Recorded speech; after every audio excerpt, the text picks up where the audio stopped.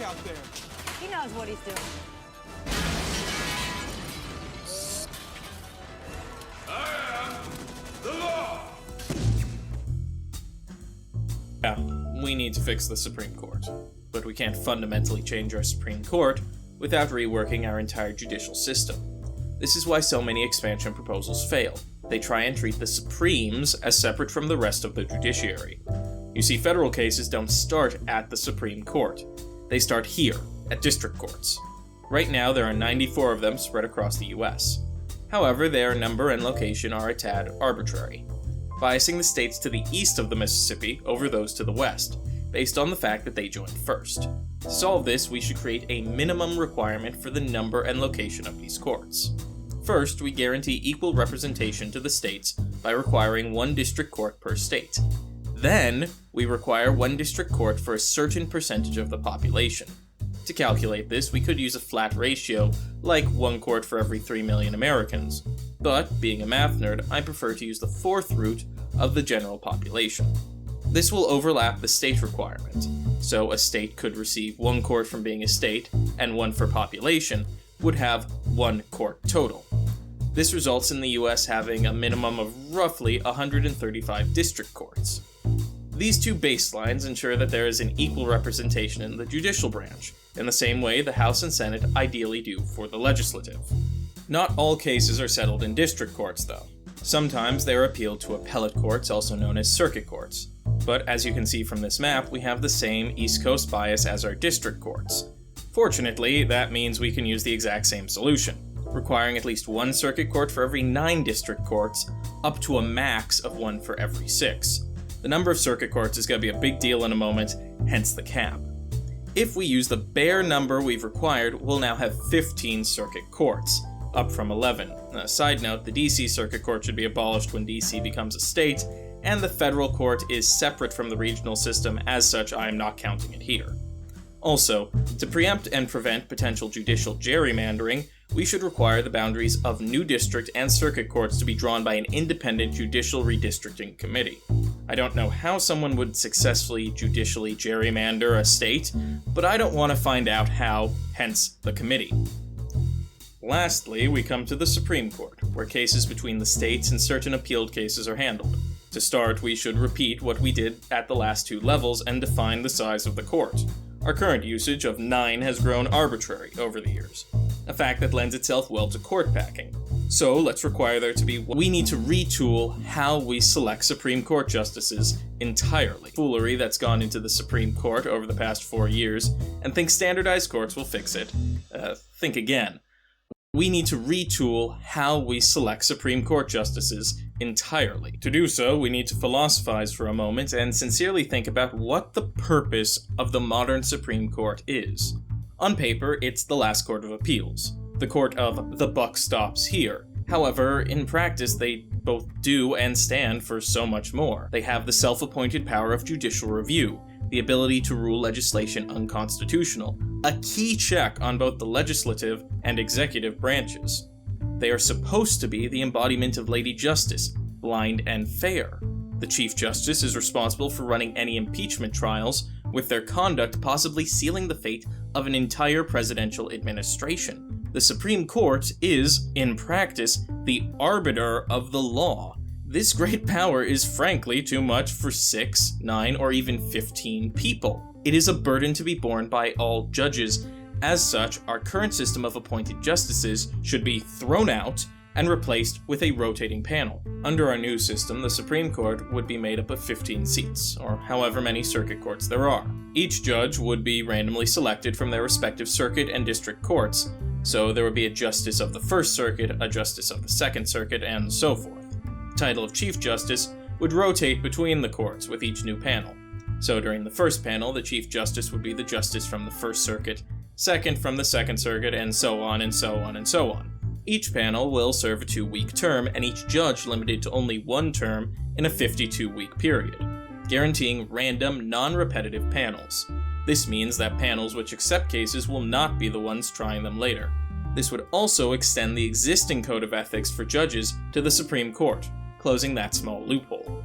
We now have our model court system, but what about the judges who will populate it? we need to ensure they are as apolitical as possible. Since there is little way to do this on a personal level without a full frontal lobotomy, we must turn to the rules they follow and are selected by instead. Most importantly, we need to ensure that youth does not beat out experience by term-limiting judges to a single 18-year term with a gracious pension to follow. By the way, I'm flexible on term length. I'm using 18 years as this is roughly the length of time a judge would serve in the founding days of the Republic, but there are arguments for 10 years, 20 years, 26 years.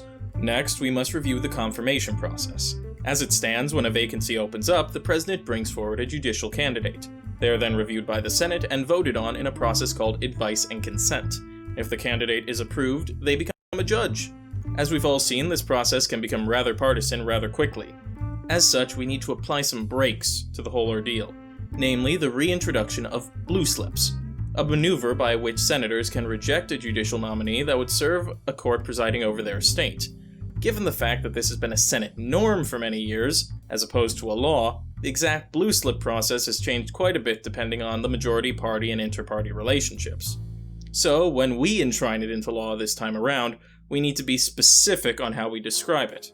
I believe the best way to do this is to require both senators from a state return a negative blue slip in order to veto a nominee. This means unreturned slips will be treated as positive, approving of the candidate. This is to both prevent accidental vetoes and to make it harder to stonewall appointments. This will ensure the will of the states is heard. Conservative states will want judges who lean conservative and liberal ones liberal. Speaking of stonewalling, judicial candidates should be required to receive a floor vote 60 days after their nomination. If this fails to occur, then the president may seek the approval of the judge they are replacing. If the judge has passed, then they will meet with the Supreme Court justice for the circuit of the empty seat.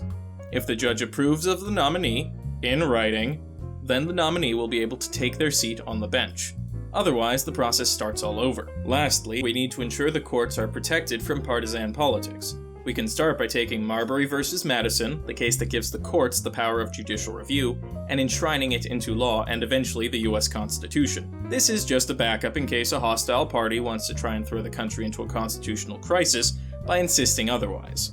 We also need to prevent another incident of the John Marshall has made his ruling, now let him enforce it situation. Basically, the Supreme Court or any lower court making a ruling, and the President or Congress refusing to enforce it.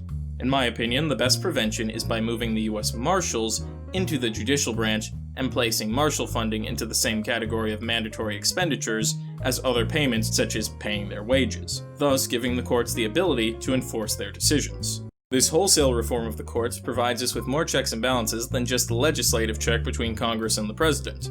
We receive a geographic check in the form of blue slips, ensuring that each state can have its views on justice properly represented in the federal courts. This is tied to the geographic balance applied to the Supreme Court by tying each justice to a particular region of the country. Next, there is the political check in the form of random selection for the Supreme Court. Each time they choose to take on a case, they can't be sure of what the makeup of the court will be when it's tried. A conservative court taking up a case risks it being tried by a liberal court, and vice versa. It also discourages zealous politicians from trying to legislate through the bench. By passing extreme laws, they can challenge up to the Supreme Court.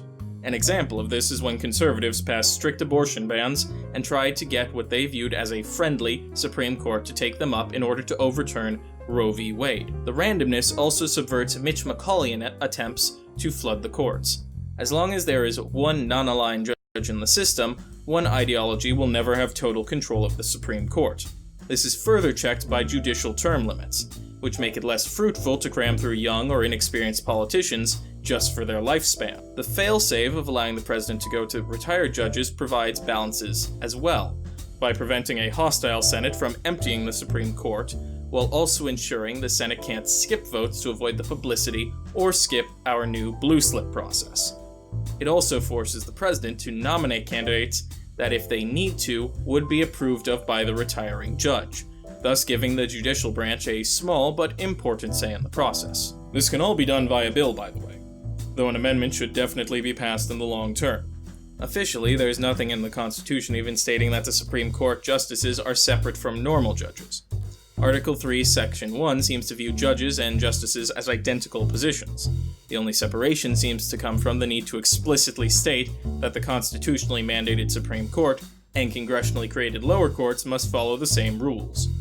It can also be argued that the use of the term office in this section applies to the position of a judge, not to a particular seat on a particular court, allowing judges to be moved between courts without losing their seat, thus allowing for the rotational Supreme Court without requiring the advice and consent of the Senate every 2 weeks.